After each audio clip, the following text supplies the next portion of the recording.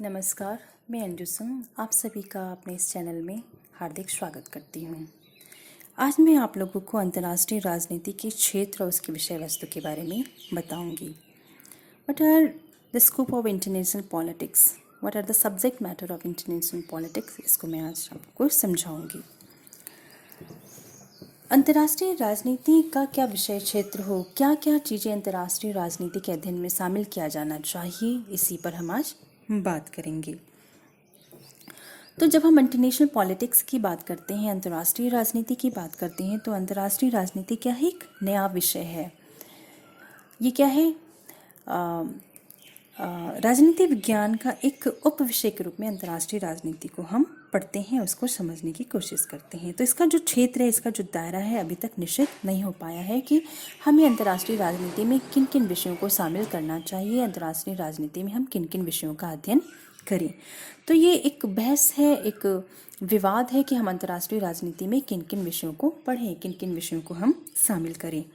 तो 1947 में एक परिषद था जिसका नाम था विदेशी मामलों की परिषद ने एक प्रतिवेदन प्रस्तुत किया था, और जिसमें एक सर्वेक्षण के आधार पर ग्रेशन कर्क ने अंतर्राष्ट्रीय राजनीति की विषय वस्तु को बताया था कि उसमें किन किन सब्जेक्ट को शामिल किया जाए। तो उन्होंने 5 तत्वों को शामिल किया जिसका अध्ययन अंतर्राष्ट्रीय राजनीति में किया जाना चाहिए। तो जो पहला चीज़ था वो था स्टेट सिस्टम, राज्य व्यवस्था के स्वरूप, उसकी कार्यप्रणाली का अध्ययन।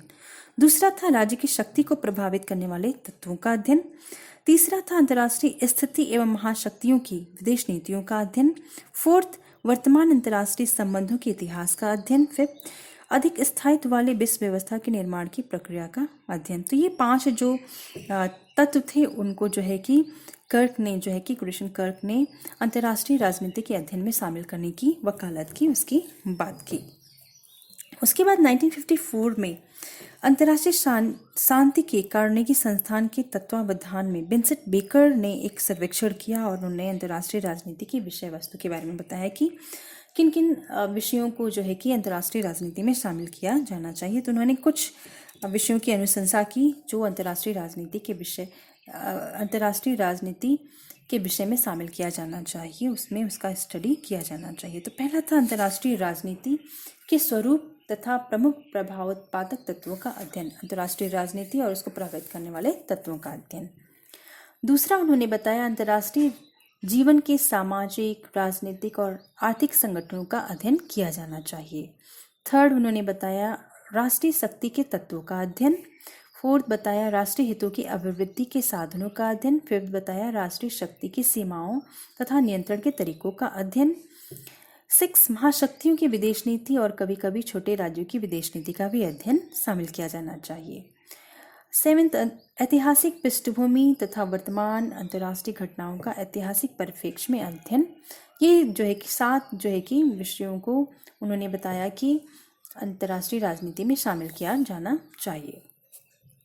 एक विद्वान है विंसेंट बेकर, उन्होंने अंतर्राष्ट्रीय राजनीति की विषय वस्तु में कुछ अन्य तत्वों पर बल दिया जिसका अध्ययन हमें अंतर्राष्ट्रीय राजनीति में करना चाहिए।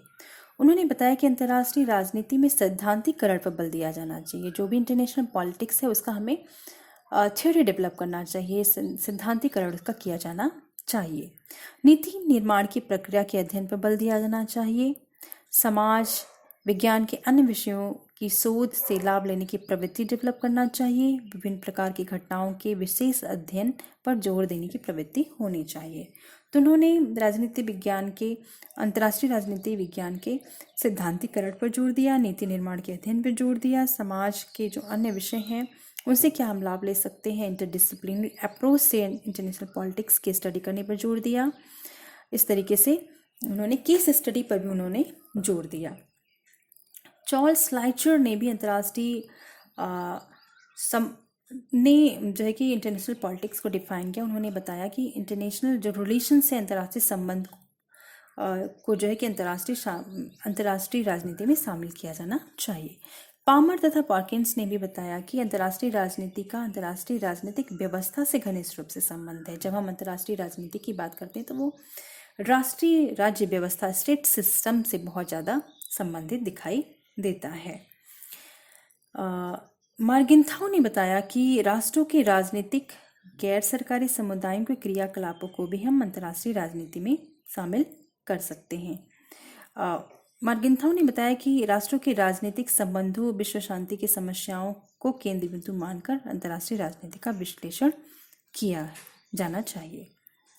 क्विंसी राइट के अनुसार अंतर्राष्ट्रीय राजनीति के अंतर्गत इन बातों का अध्ययन अपेक्षित है जिसमें हम कुछ चीज़ों को शामिल कर सकते हैं, जैसे विश्व में तनाव एवं हलचल की सामान्य दशा, आर्थिक, सांस्कृतिक, राजनीतिक क्षेत्रों में राज्यों की पारस्परिक निर्भरता की मात्रा, कानून एवं मूल्यों का सामान्य स्तर, जनसंख्या तथा साधन, उपज और खपत, जीवन के आदर्श एवं विश्व राजनीति की स्थिति, इन सारी चीज़ों को हमें जो है कि अंतर्राष्ट्रीय राजनीति में शामिल किया जाना चाहिए। तो जब हम ये तो कुछ विद्वानों का डेफिनेशन था, उन्होंने बताया कि किन किन बातों को हम अंतर्राष्ट्रीय राजनीति के अध्ययन में शामिल कर सकते हैं। तो आइए अब हम डिटेल में इसके बारे में समझते हैं कि कौन कौन विषयों को जो है कि मुख्य रूप से अंतर्राष्ट्रीय राजनीति में हम उसका अध्ययन कर सकते हैं, उसका जो विषय क्षेत्र है उसको हम निर्धारित कर सकते हैं। तो जो पहला विषय है, पहला जो स्कोप है इंटरनेशनल पॉलिटिक्स का, वो है कि अंतर्राष्ट्रीय राजनीति के जो प्रधान पात्र हैं वो कौन है? राज्य हैं। तो अंतर्राष्ट्रीय राजनीति में हम राज्यों का अध्ययन करते हैं, राज्यों के राजनीति का अध्ययन करते हैं। एक राष्ट्र का, एक राज्य का दूसरे राज्य के साथ क्या संबंध है, वो किस तरीके से अपने रिलेशंस को मेंटेन करते हैं, किस तरीके से एक दूसरे से व्यवहार करते हैं, इन सारी चीज़ों का अध्ययन हमें किया जाना चाहिए। तो अंतर्राष्ट्रीय राजनीति का जो केंद्र है, विषय वस्तु है, वो जो है कि राज्य है, नेशन स्टेट है। राज्य कैसे निर्णय लेते हैं और नेतृत्व कैसे अंतर्राष्ट्रीय राजनीति को प्रभावित करता है, इन सारी चीज़ों को हम अंतर्राष्ट्रीय राजनीति में पढ़ेंगे। जैसे for example India at present की हम बात करते हैं तो मोदी जी की जब हम बात करते हैं तो भारत क्या है, एक स्टेट है, और मोदी जी का जो नेतृत्व है किस तरीके से इंटरनेशनल पॉलिटिक्स को, दूसरे देशों के संबंधों को प्रभावित करता है, इन सारी चीज़ों को हम जो है कि इंटरनेशनल पॉलिटिक्स में पढ़ेंगे। तो जो राज्यों के आपसी संबंध होते हैं क्या होते हैं? बहुत कॉम्प्लेक्स होते हैं, जटिल होते हैं। कई प्रकार के तत्वों जैसे भू राजनीतिक, ऐतिहासिक, धार्मिक, वैचारिक, सामरिक तत्वों से प्रभावित होते हैं। तो प्रत्येक राज्य का अपना भौगोलिक महत्व होता है और उसके अनुरूप ही उसे पड़ोसी राज्यों के साथ संबंध रखने होते हैं। जैसे भारत के पड़ोसी देश हैं पाकिस्तान, रूस, अफगानिस्तान, चीन, भूटान, नेपाल, बांग्लादेश, म्यांमार, श्रीलंका आदि। और इसी कारण भारत का जो सामरिक दृष्टि से विशेष महत्व है, क्योंकि इसके पड़ोसी देश हैं। तो किसी भी कंट्री का, राज्य का जो लोकेशन है, उसका जो आर्थिक संसाधन है, भौतिक संरचना है, उसकी लोकेलिटी है, ये जो सारी चीज़ें हैं वो जो है कि अंतर्राष्ट्रीय राजनीति में वो किस तरीके से बिहेवियर करे, ये काफ़ी हद तक प्रभावित करता है। और दूसरी तरफ भारत